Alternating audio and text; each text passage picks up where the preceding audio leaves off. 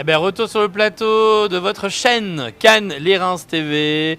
Et aujourd'hui, dans la rencontre du jour, mon cher Loric, on reçoit qui aujourd'hui sur le plateau? Aujourd'hui sur notre plateau, Claude-Nicole Martineau qui va nous parler justement du masque de fer. On la connaît aussi par rapport à ça, mais d'un événement qui va avoir lieu bientôt en tout cas. Et j'ai envie de te dire, mais qui ne connaît pas Claude-Nicole Martineau à Cannes? Oui, voilà, vrai, ceux qui ne la connaissent pas, qui me contactent. Et juste à côté, nous avons Bastien Miquel qui travaille justement à travers l'histoire. On parle Napoléon, on parle aussi que vous êtes le fils d'un grand historien. On va parler un petit peu de tout ça d'ici quelques instants. Claude Nicole qui nous apporte aujourd'hui cet invité-là à travers ce qu'elle sait faire, c'est organiser des événements valorisés. Cannes, son histoire, mais pas que. Bonjour Nicole. Bonjour cher ami. On va prendre le micro. Bonjour.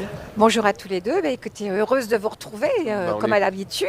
Toujours des bons projets entre nous et vive Cannes. Alors justement, des événements qui vont avoir lieu prochainement, parce qu'on parle aussi du 2 juin. Il y a aussi le 23 mai, vous préparez justement la remise du prix Gabriel et Camille Flammarion. Ce sera le 23 mai à Paris aux Arts et Métiers de la Société astronomique de France. Donc vous êtes beaucoup occupés. Eh bien oui, l'année dernière, j'ai profité du centenaire de la mort de Camille Flammarion pour animer le département des Alpes-Maritimes et pour être partie prenante de cette aventure parce que c'est un homme exceptionnel. C'est un homme comme on en avait dans les années 1860, c'est-à-dire qu'il savait tout. C'était un scientifique, c'était un vulgarisateur, c'était un littéraire, c'était un homme de la musique. Donc j'ai essayé de faire un fil rouge sur Flammarion, sur Camille, et finalement j'ai mis tout en émoi, Cannes était en émoi. Nous avons sorti le timbre Camille Flammarion avec le premier jour du timbre sur le premier tampon à Cannes. Et finalement, nous sommes remontés à Valberg, Astro-Valberg, enfin on a fait plein de choses avec des astrophysiciens dont je suis très éloignée et très proche en même temps. Donc je me suis régalée, j'ai mis ce document en place, ce document et des manifestations. Et j'ai fait venir aussi des artistes de grande renommée qui étaient Megan Milletz et en même temps Grossman, Cameron, qui nous ont interprété des pièces de Saint-Saëns, qui était l'ami intime de Camille Flammarion. Mais un ami qui se voyait tous les jours, donc on ne pouvait pas rater ça. Donc voilà, j'ai fait plein de choses, je me suis régalée, la mairie m'a suivie bien entendu comme d'habitude, et puis j'ai reçu une lettre me disant Super. que voilà. Félicitations. À vrai dire, ça me fait plaisir parce que c'est de la reconnaissance. C'est reconnaissance et puis à travers tout ce que vous mettez à cœur, notamment que ça soit Fernandel aussi, parce qu'on avait suivi justement, on avait fait un reportage là-dessus. Le masque de fer, vous avez en plus trouvé les liens, tout ce qui est espèce de liens d'histoire, les croisés, etc. Donc c'est vraiment assez exceptionnel. Puis à travers les associations et la croisière des guerrières. Moi j'aimerais qu'on en parle quelques instants, après on passera la parole à l'invité que vous nous emmenez également. Qu'est-ce que c'est cette croisière des guerrières qui va démarrer dans pas très très longtemps, mais elle va démarrer le 19 juillet. Voilà, donc du coup cet été on va découvrir ça. Comment ça se passe? Parce que ça dure plusieurs jours, c'est ça? Plusieurs, oui, évidemment 4 jours. C'est quoi les dates à peu près? 19 juillet, 22 juillet. 22, c'est ça. Voilà. Donc alors la croisière des guerrières, je l'ai fondée lorsque j'étais rotarienne et présidente à Saint-Raphaël, avec Xavier Pomereau, qui est un pédopsychiatre extraordinaire. Et un jour, lors d'une conférence, je lui ai dit, écoute, ta conférence, elle est très sympa, mais finalement, on contacte 100 personnes, mais c'est un problème tellement national qu'il faut faire autrement. Et je lui ai dit, tu es voileux, moi je suis épouvantable dans la communication, et je veux que ça se sache. Il y a des gens qui sont véritablement en détresse avec cette maladie dans les familles qui explose. Donc faisons quelque chose. Et finalement, lors d'un déjeuner, la croisière des guerrières est née. 4 mois après, j'avais réuni tous les partenaires, dont Florence Artaud.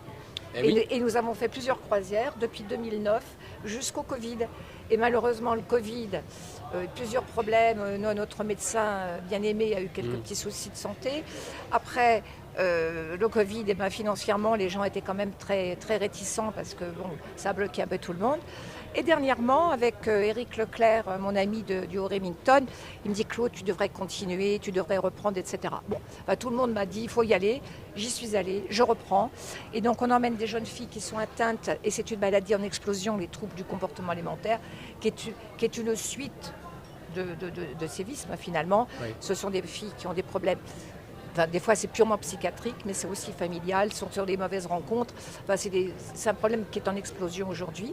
Donc, j'ai contacté à nouveau les hôpitaux. Donc, plusieurs hôpitaux me suivent, dont celui de Cannes, bien entendu, Saint-Raphaël, Cannes, Nîmes et Montpellier. Et nous avons les médecins font le choix des jeunes filles qui sont en voie de guérison et on les emmène avec personne. Sur le bateau, il y aura Véronique Jeannot, qui est tout à fait partante, super. Voilà, qui est une amie d'ailleurs d'Éric. Nous allons envoyer Sarah Bidbol, que cette femme est extraordinaire et qui va être aussi sur le bateau. Alexia Barrier, a priori, elle est avec nous, ça va dépendre du Rhum, mais a priori, on embarque. Et puis, je crois que j'oublie personne. Et puis, puis il y a nous, quoi. Et voilà, donc du coup, on vous suivra, ça sera du 19 au 22 juillet. Le sucre sur la poire, c'est que nous faisons un dîner de gala le 22 juillet, avec les toques blanches, donc ça va être aux petits oignons, avec de la musique extraordinaire. Alors on va préciser quelque chose, parce que Claude Nicole nous a dit à tous les deux, on l'a bien vu, moi en termes de communication, je suis pas du tout, je suis pas bonne en communication. Est-ce que c'est vrai ou faux?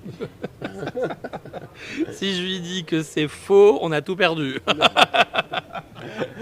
Mais justement, elle n'est pas... Mais moi, je pense qu'il faut qu'on l'embauche en tant qu'animatrice télé. Hein. Elle est à l'aise. C'est ce qui va se passer. France Inter m'a laissé des traces. Voilà.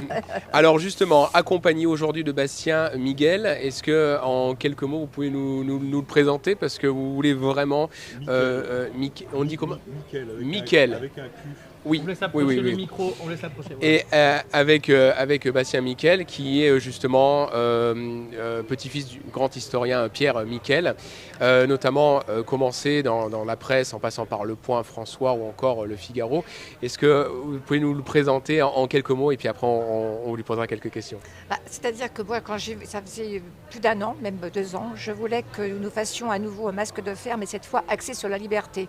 Parce que la période étant ce qu'elle est, je trouvais que la liberté était tout à fait à propos. Et puis, chemin faisant, donc j'ai contacté Bastien par le lien de nos amis communs. Et j'ai dit à Bastien, voilà, moi, il me faut une pièce de théâtre qui parle du masque de fer, mais le complot de Louis XIV, qui était Louis XIV par rapport, j'en dis pas plus, après je te laisse la parole, et je voudrais que cette pièce soit extraordinaire et qui relate les faits historiques par rapport aux faits géopolitiques que nous avons aujourd'hui. Voilà. Donc Bastien m'a écouté, n'est-ce pas?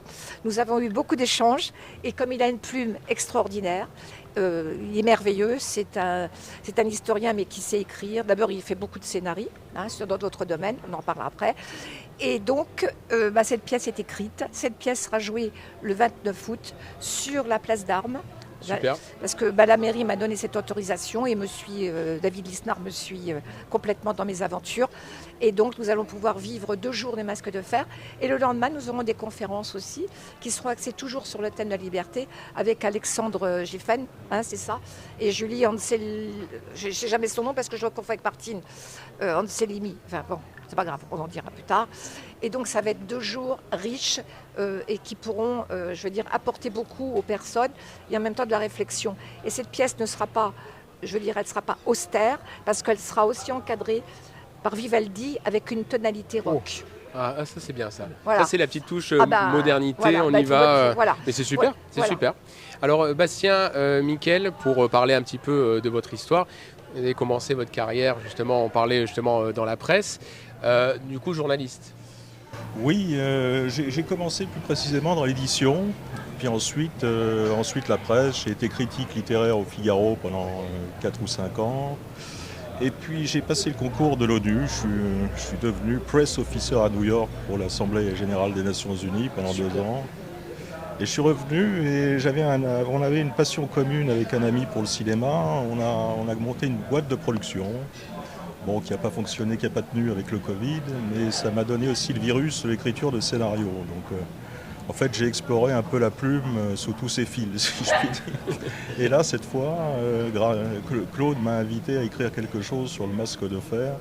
Alors ça m'amusait beaucoup, parce que le masque de fer... Oui, pourquoi justement? D'un point de vue historique, il y a eu tellement de versions, d'hypothèses sur le masque de fer, que évidemment c'est devenu un mythe maintenant. Oui. Mais alors je me suis dit, comment est-ce qu'on construit un mythe moderne? Et en passant un peu sur les pas de Roland Barthes, modestement, je me suis dit, qui avait intérêt à ce que ce masque de fer reste tellement inconnu. Et finalement, je me suis dit, mais là on a une espèce d'ouverture moderne extraordinaire avec toutes ces théories du complot, ces fact-checkers actuels, on est en plein dedans. Chacun a sa vérité, c'est ça ?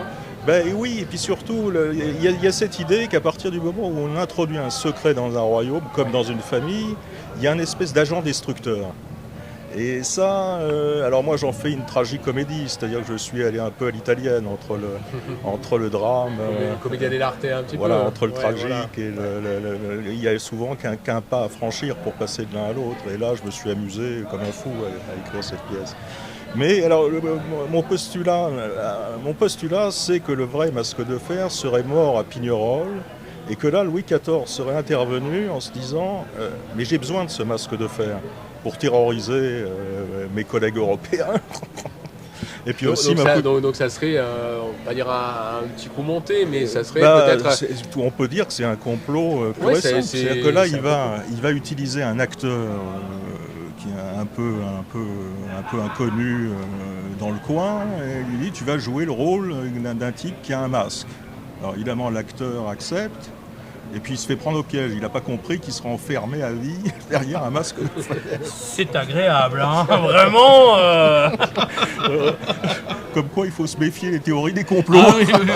Et puis il y a une histoire d'amour. Oui, il y a une histoire d'amour aussi. En tout cas, pour conclure, désolé, on a le timing avec nous. Pour conclure, en tout cas, on est ravis de vous avoir eu tous les deux. C'est surtout le rendez-vous qui est important. Est-ce qu'on peut répéter ce rendez-vous qu'on va avoir au mois d'août ? Alors, 29 août, ça va commencer à 15h dans les rues parce qu'il y a un défilé avec la Provence et nos amis mousquetaires qui arrivent de Pignerol, pas les oublier. Après, on embarque sur les bateaux Transazur, on va tous sur la place d'Armes. Et alors, il y a quelque chose d'important aussi, j'ai oublié, c'est que nous allons présenter bien sûr l'événement, mais il y a aussi, nous allons fêter les 400 ans de la Marine nationale. Pourquoi ? Parce que le dernier capitaine de vaisseau, juste avant Samar, ça représente les 400 ans de la Marine nationale, et c'est monsieur, comment s'appelle-t-il ? Redis-moi le nom de Guiteau, la famille de Guiteau, voilà, et donc de Guiteau, qui est aussi de la famille du général de Gaulle. Donc j'ai remonté toute l'histoire. Et tout ça, ça va revenir avec tout ce qui s'est passé avec Samar, Madame de Sévigné, dont on va fêter les 400 ans dans peu de temps. Enfin, tout ça, c'est un ensemble historique. Oui, cette partie historique voilà. importante et à retrouver. Et puis notre ami du musée me suit, Christophe Roustan. Mais j'en suis du sûr. 16 au 22. Je vais lui enlever le micro. Voilà, c'est ça. On va finir à minuit. Alors, du 16 au 22 juillet, à retrouver la croisière des guerrières et le 29 août pour retrouver justement cet événement. Et le dîner incroyable le 22 au feu d'artifice. Merci à vous deux. Merci à vous deux. À très bientôt. À très vite. Au revoir. Allez. Bon, ben ça y est, c'est déjà la fin de l'émission. Eh oui. Mais on pouvait pas finir cette émission sans on recherche des tickets. C'est ça. Voilà. Bon, c'est quoi votre prénom, les jeunes là ? Léo. Martin. Tess. Sophia. Bon, vous recherchez quoi exactement ? Vous voulez voir quoi ? On cherche Hope. Là, Hope ce de serait Nangjin. le film sud-coréen qui passe ce soir, Hope, ce serait l'idéal. Ouais, il a quoi ce film ? Vas-y, vends-le-moi. Oui, vas-y. Fais-moi rêver un un peu. réalisateur qu'on aime beaucoup, qui fait des films avec beaucoup de tension, des thrillers, généralement policiers, où il y a pas mal de suspense. Et là, ça passe ce soir. C'est un peu notre favori du festival, donc on aimerait bien le voir. Bon, vous avez besoin de quoi ? De 4 places, c'est ça ? Dans l'idéal. Hein. Le plus Le plus possible. Le plus possible, parce On va passer le 4. Ils prennent tout, ils prennent On veut tout, ils régaler prennent le tout. plus de personnes. Mais non, en vrai, 4, ouais, ce serait déjà pas mal. D'accord. Ici, il n'y en a que 2. Bon, on prend aussi. C'est qui va ? C'est qui va ? C'est qui débardage on fait un chiffon Ceux qui seront le meilleur à la pancarte. Ah voilà. D'accord, ok. Bon, allez, en plus, ils ont tout prévu les jeunes, hein, anglais et français. Hein. Voilà. Donc voilà, bon, allez, on vous contactera si on en trouve. Hein. Yes, Voilà. Merci à Bon, vous. nous, on se retrouve demain, C'est ça, 18h. 18h, sur Canal Canal TV fait son festival. Canal 30. Bon, eh ben, à Demain. Salut.